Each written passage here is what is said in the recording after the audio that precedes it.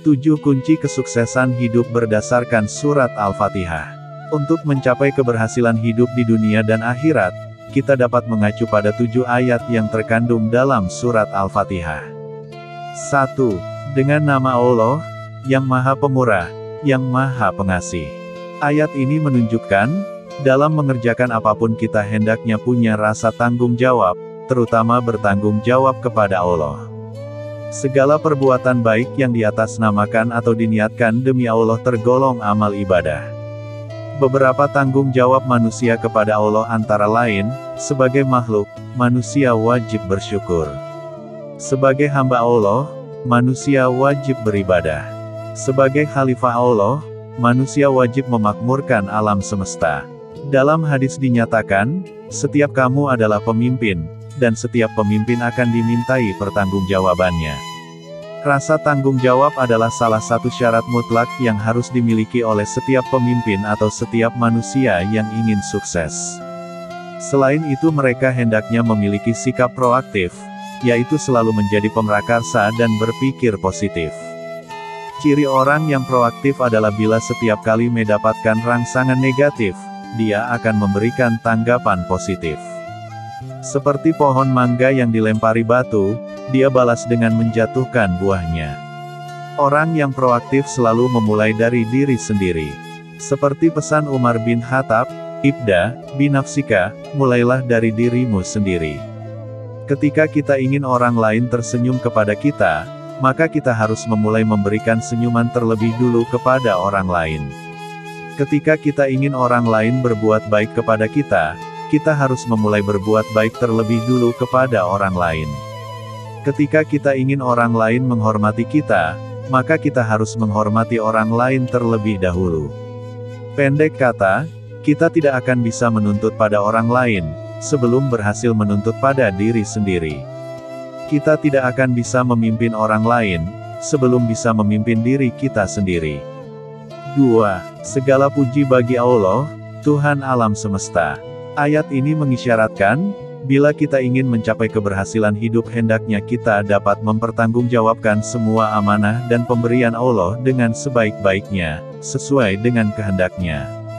Kita harus bisa mempertanggungjawabkan masa hidup kita, masa sehat kita, masa kaya kita, masa senggang kita, dan masa muda kita untuk berbuat kebaikan yang bermanfaat bagi sesama dan lingkungan.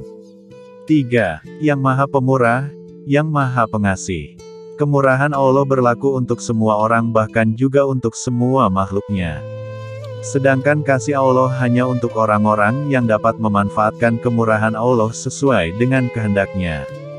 Matahari, bumi, udara, air, agama, dan sebagainya adalah wujud kemurahan Allah. Semua itu disediakan dan diberikan oleh Allah secara cuma-cuma untuk memenuhi kebutuhan makhluknya, terutama manusia. Sedangkan buah-buahan, anak, harta, kebahagiaan, adalah wujud kasih Allah.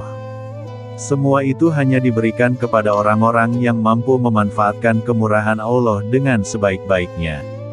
Ayat tersebut juga mengisyaratkan, agar kita dapat menampilkan kombinasi sifat jamaliyah keindahan, yaitu kelembutan, kesantunan, dan kerendahan hati, dan sifat jalaliyah keperkasaan, yaitu kekerasan, ketegasan, dan ketegaran, sesuai dengan tuntutan keadaan. 4. Yang memiliki hari pembalasan. Ayat ini mengisyaratkan, untuk mencapai keberhasilan hidup hendaknya kita memiliki visi, impian untuk kehidupan jangka panjang. Kita tidak hanya memikirkan kehidupan sekarang di dunia, tetapi juga memikirkan kehidupan jangka panjang di akhirat. Kita sebaiknya berupaya keras untuk merealisasikan investasi dan deposito amal kebaikan untuk kehidupan di akhirat kelak. 5. Kepada Engkau kami mengabdi, dan kepada Engkau kami mohon pertolongan.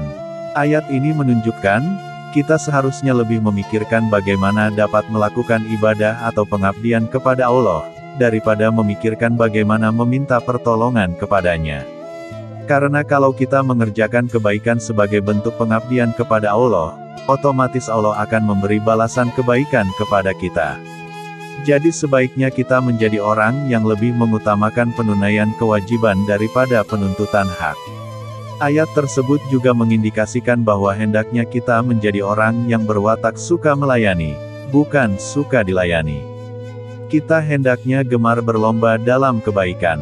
Seperti diperintahkan oleh Allah, berlomba-lombalah dalam kebaikan. Quran Surah 2 nomor 148. Untuk memotivasi agar para sahabat suka berkompetisi dalam kebaikan, setelah salat jamaah Nabi Muhammad SAW biasa menghadap para sahabat dan menanyakan tentang beberapa proyek kebaikan. Misalnya, siapa yang berpuasa hari ini? Siapa yang sudah memberi sedekah kepada orang yang tidak mampu? Siapa yang menengok orang sakit? Siapa yang bertakziah? Pada zaman Nabi Muhammad SAW, para sahabat dan umat Islam pada umumnya begitu tinggi semangatnya berlomba dalam perbuatan baik. Sampai-sampai mereka tidak ingin didahului oleh orang lain.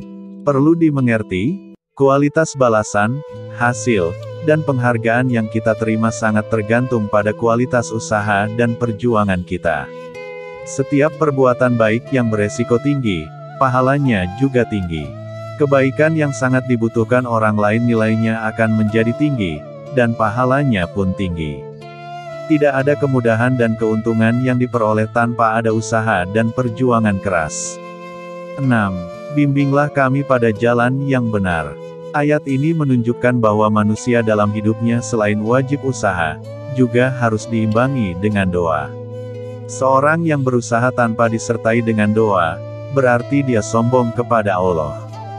Permohonan agar dibimbing pada jalan yang benar merupakan induk doa, Ummul Adiyah. Selain Allah berkenan memberikan petunjuk atau bimbingan kepada manusia pada problema-problema kehidupan tertentu, sebenarnya Allah telah memberikan petunjuk jalan hidup yang benar.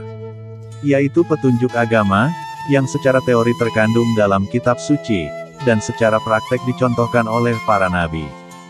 Ibarat kereta api, selagi dia berada di atas rel yang benar, dia akan sukses mencapai tujuan. Tetapi bila keluar dari rel tentu musibah akan terjadi. Begitu pula selagi manusia berada di atas petunjuk agama yang benar, tentu akan sukses dan selamat kehidupannya. Sebaliknya bila ia menyimpang dari petunjuk agama mungkin berbagai masalah dan musibah akan terjadi.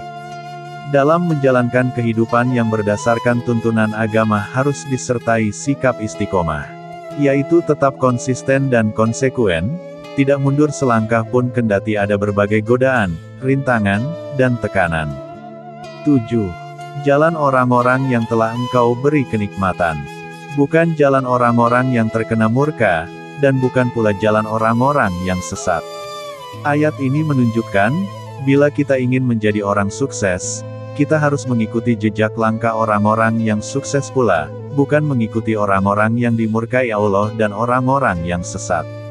Siapakah orang-orang yang sukses kehidupan dunia dan akhiratnya? Mereka adalah para nabi, para sidikin orang tulus, para syuhada orang setia, dan para syalihin orang saleh, adalah orang-orang yang sukses dan memperoleh kenikmatan jasmaniyah dan rohaniyah dari Allah Subhanahu wa Ta'ala.